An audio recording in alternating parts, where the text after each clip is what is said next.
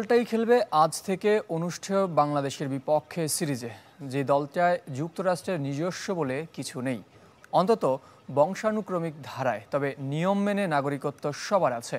জন্ম কারো কারো ভারত, পাকিস্তান, দক্ষিণ আফ্রিকা, নিউজিল্যান্ড, জ্যামাইকা, বার্বাডোস, কানাডার মতো 7 দেশের সম্মিলিত এই দলটিতে। আমার ভিনদেশী তারা যুক্তরাষ্ট্র ক্রিকেট দলের সঙ্গে মিলেমিশে একাকার গানটি। 15 ক্রিকেটারের সবাই বিদেশি, অন্তত বংশ, জন্ম বা পারিবারিক সূত্রে। তবে সবাইকে এখন এক সুতোয় গেঁথেছে যুক্তরাষ্ট্র ক্রিকেট।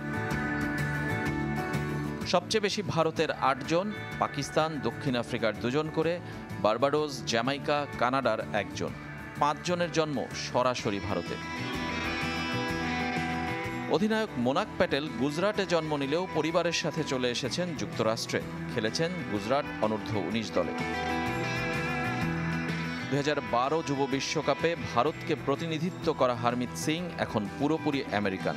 আইপিএলে রাজস্থান রয়্যালসের হয়ে খেলেছেন এই বোলিং অলরাউন্ডার।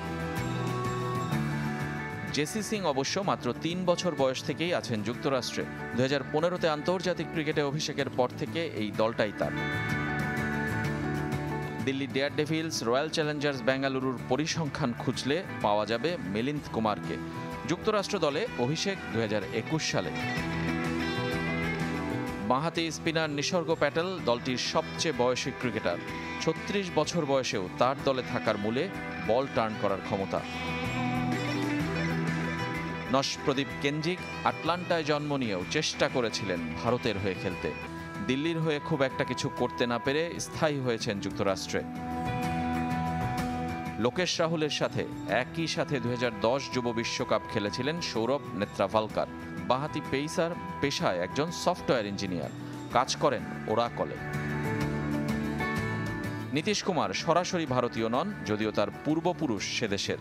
জন্ম আর বেড়ে ওঠা কানাডার অন্টারিওতে, এমনকি কানাডা জাতীয় দলের অধিনায়কত্বও করেছেন। কোরি অ্যান্ডারসনকে সবাই চেনেন।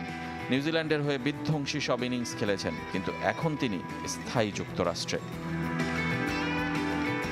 অ্যারন জোন্সও চেনা মুখ। বার্বাডোস থেকে এসেছেন আলী খান ও শায়ান জাহাঙ্গীর, পাকিস্তানি। দক্ষিণ আফ্রিকার 2 জন হলেন আন্দ্রিয়াস গোস ও শেডলি ফন শালকুইক। কাগজে কলমে একজনই যুক্তরাষ্ট্রের, তিনি স্টিভেন টেইলর, কিন্তু তার নামের সাথেও আছে জ্যামাইকার সংযোগ। পূর্বপুরুষের চলা পথে হেঁটেছেন তিনিও। বহুদেশী এই দলটাকে নিয়েই ক্রিকেট সংস্কৃতি তৈরির চেষ্টায় যুক্তরাষ্ট্র।